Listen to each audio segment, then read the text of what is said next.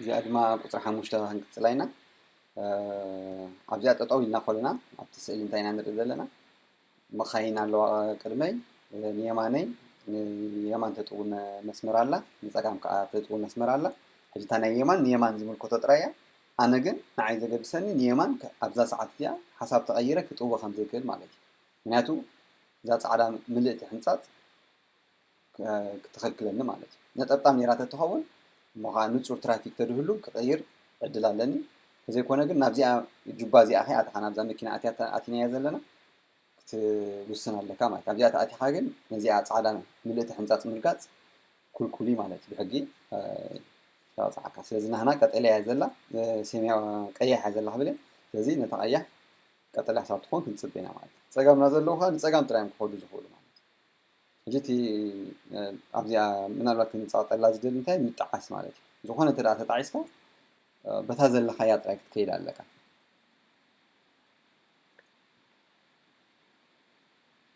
ዚክ ሴማፎር ኣለና ሕጂ ቀያሕ መፅያ ብፀጋምና መኪና ሓልፋ ኣለዋ ናተን ከዓ ቀጠልያ ስለ ዘሎ ስቕ ኢለን ይኸዳ ኣለዋ ማለት እዩ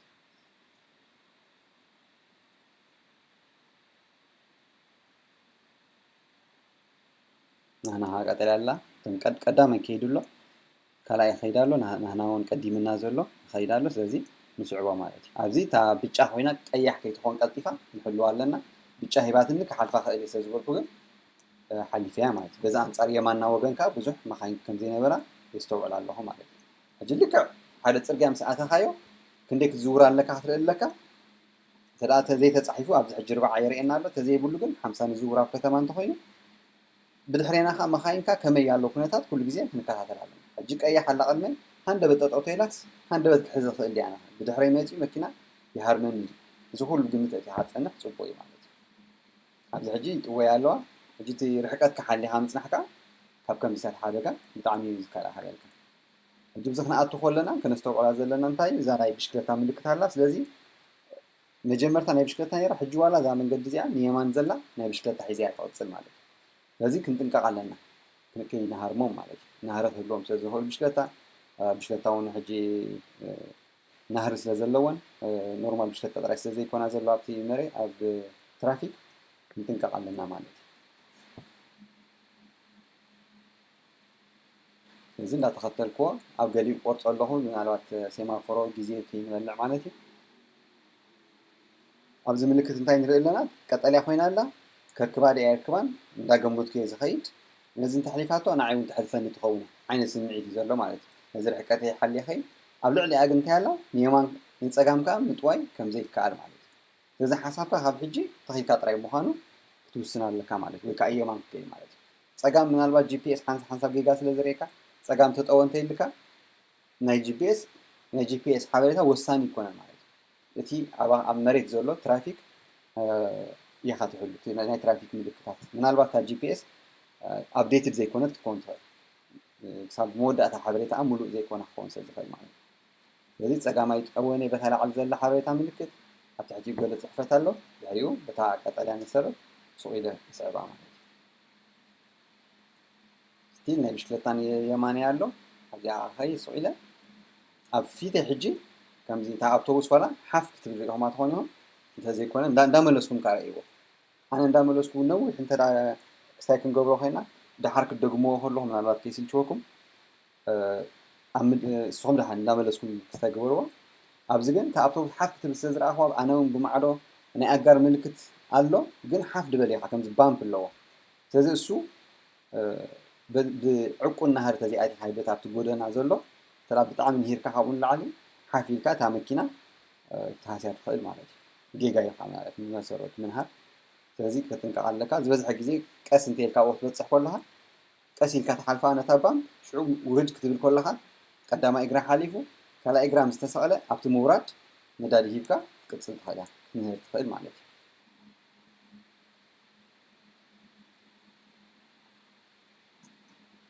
ሕጂ ሓፍ ኢልና ወሪድና ማለት እዩ በዚ ብዙሓ ንርኢ ኣለና ሕጂ ኣብታ ናይ ባምፕ ምናልባት እታ ክንውስኽ ንኽእል ምስቲ ናህሪ ይተሓሓዝ እንተ ደኣ ንኣብነት 10 ኪሎ ሜትር ኣብ ሰዓት ኮይና እታ ጎደና ናይ ኣጋር ዓይነት ዳርጋ በልዎ ወይ 20 ኮይኑ ብባምፕኻ ብኡ መጠን ፀቢብ ይኸውን نتا مكينة بكون لعل تمزع بتعمله كم زي حقوق تبلع عينه عليه لازم نهرخان تي بامبن متحازة اللي مالي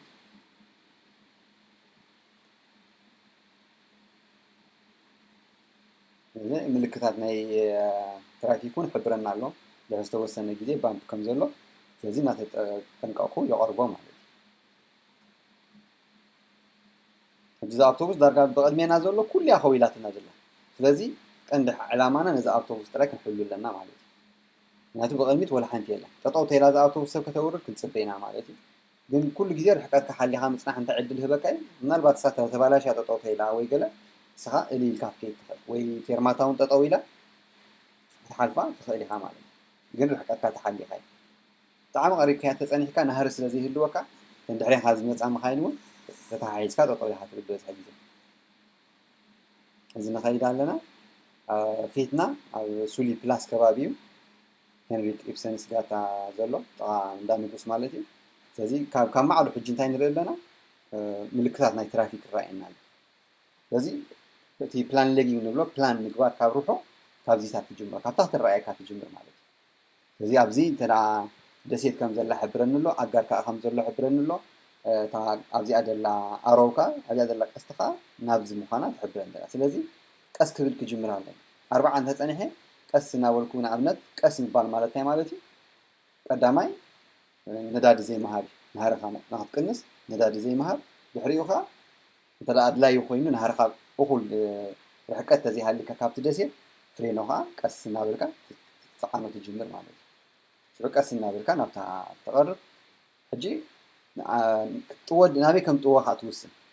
أبزر روحه كلها عمل ترى نسأجام كم توا فليتك كاب تومو كورخانا يتقولنا ويكا كاب جي بي إس قديمك 5 متر خبار وترفع له كم تقولونه أبز 5 نقوله فراشات تقدر مال نسأجام تغير حجي بوزح سر حق عليه له أبتديت كاب جبرم كاب زجبرو كاي تعاني كي بزحون أنت يعني نتفرج عني سله تعذيب له بين كم ساعات حل وسينا له نسأجام كم زخير وسينا له أو أمس ساعته حجين تياتلين نت ترافيك بس أجامن بيمان زمت أفتوعيله مخاطرات اللي مالت جيت عزبتنا كنا أتخلنا كل فراتشا قالوا ودينا يسلزلنا ناب ترافيك تراك نستوعب لنا مالت ودينا لنا تسلم مكينة آتيا كتوتسيا راح نشكريه بلان بيماننا بشكل تالو جها 11 مكينة مسألة زي أكن عنا تملكتنا سبست تقويت كارلوس مخاينا اللوا كأسيلة أربعة حجين تساقامي يرئ له ناتون تساقامي قدام النتكهوبهم زلن يلوان يخيل مالت جاء بزين يسأجام سنة واللي عذ الله هو تصحوا الحكم بزحت ما هي سلزنا برا تطورنا خير بالمالت نيمان وهتقل لهم عليه حجيك تتعاس كلها حسب تكير كلها بالتعامل كما بيحمل صورة زي كوينو ولا حنت كال ديجاه جبريل كان سوي كات كيد عندك بتاع تراجي خيال الله حموش تدا 10 تدا إكسترا حتزور ولا حنت لو تيجون مالت أرجع قدنا تطوع بيلاز الله أتوم سوالكو تناي سبيد ليميت الله 30 ليميت له ناي 30 أنت زي بقولون تنام قبل أبتناي 5 أبكتمان تقولين مالتي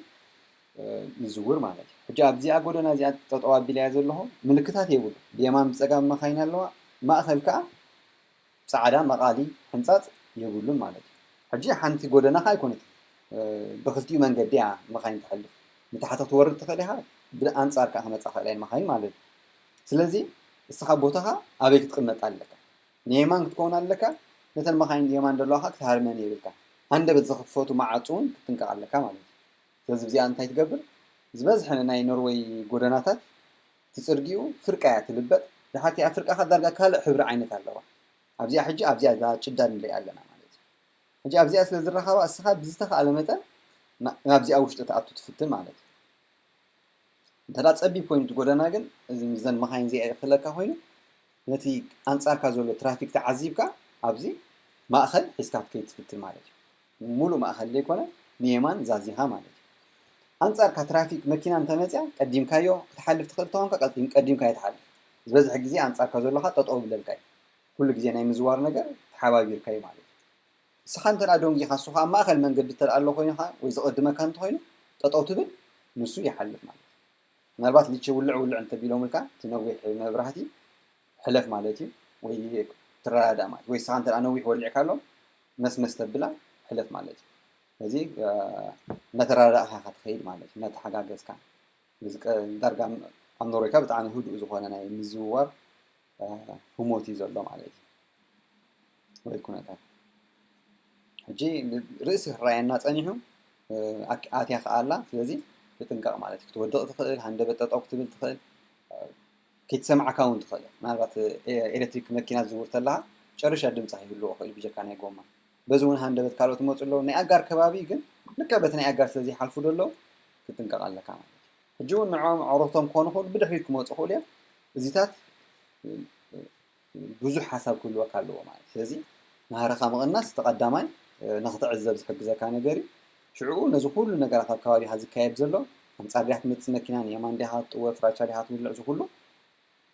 ብሓንሳብ ከተዋሃዶ ትኽእል ናሃረኻ ተቐኒስካ ብጣዕሚ ሓጋዚ እዩ ዝኸውን ማለት እዩ እዚኣ ዋን ወይ ንላዕሊ ተውፅእ ኣላ ንላዕሊ ድይባ ኣለኹ እቲ ዓይነት ፓርኪንግ ኣብዚ ዘሎ ምልክት ሓሊፋ ኣላ ፍልይ ዝበለ እዩ ምናልባት ናይ ፓርኪንግ ዝሰርሕ ኮልና ንርኢ ኢና ኣብ ዝተፈላለዩ ቦታታት እናኸድና እቲ ምልክታት ናይ ባሓቂ ንረኽቦ ዲና ኣብቲ መፅሓፍቲ ዘሎ ክንሪኦ ኢና ማለት እዩ ኣብዚ ናይ ፓርኪንግ ኣገሊኡ ናይ ስንኩላን ኣሎ ንየማንና ስለዚ ኣብኡ ኖርማል ክትገብር ኣይትኽእልኒ እያ ፍቓድ ተዘይሃሊካ ፊትና እንታይ ኣሎ ሕጂ ጎደና ኣሎ ናብኡ ገፅና ኢና ክንከይድ ግን ተርእናያ ሕጂ እታ ጎደና እቲኣ ተዓፅያ እያ ዘላ ከም ተዓፅወት እንታይ ይነግረና እዛ ምልክት እዚኣ እዛ ቲ ወይ ብሊን ቫይ ንብላ ኣብ ናይ ኖርዌጅያ እታ ፃዕዳ ክትከይድ ትኽእል ኢኻ ኣብ መወዳእታ ግን ተቐያሕ ክትዓፅወካ እያ ዕፁት መንገዲ እያ ማለት እዩ ስለዚ ብዝኾነ ምክንያት እዛ ጎደና ስለተዓፅወት ኣነ በዚ ኸይደ ንየማን ክትጥወ ይክእልኒ ስለዚ ግድነት ንፀጋም ገይረ ወይ ከዓ በዚኣ ንየማን ገይረ ሓሊፈ እያ ክትጥወ ማለት እዩ ሕጂ ኣብ ግዜ ፈተናስ ንየማን ተጠወ እንተይልካ ወይ ተኽኢልካ ከይድ እንተይልካ ዕፁት ምዃና ክትሕብሮ ትኽእል ኢኻ ተኽኢልካ ከይድካ ንየማን እንተይልካ ንኣብነት ስለዘይኮነ ዘይእቶም ምልክታት እውን እቶ ክብለካ ስለዝኽእል ኣቐዲምካ ክትሪኦ ወሳኒ እዩ ማለት እዩ ዋላ ጂፒኤስ እውን ክጋገዝ ስለ ዝኽእል ማለት እዩ ስለዚ ናትካ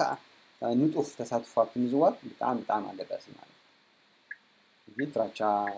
በሊዕና ንፀጋም ምጥወ ማለት እዩ ፍራቻ ቀዲምካ ተጌርካዮ ወሲንካ ዝበለፀ እዩ ማለት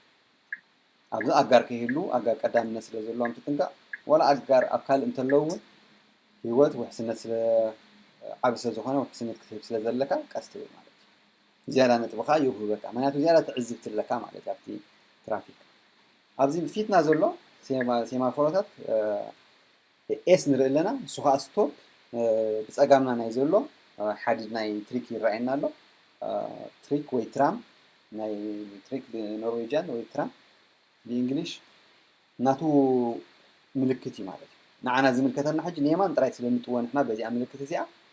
ንሓ እንታይ ክንገብር ኢና ማለት እዩ ነዚኣ ቀያሕ ጥራይና ክንፅበያ ማለት እዩ እታ ኤስ ግን ንትሪክ እዩ ማለት እዩ ኣብዚ ላዕሊ ሱን ትረቲ ወይ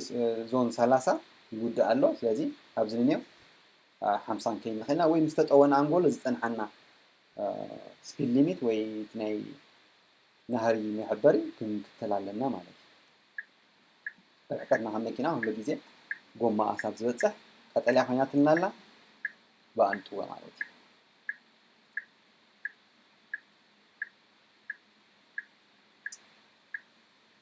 ምጥዋይና ከየፅበብና ብዙሕ ከዓ ናብቲ ሓደ ወገን ከይከድና ንኣብነት ናብዚ ሓንቲ ኣውቶቡስ ተፀጋዕና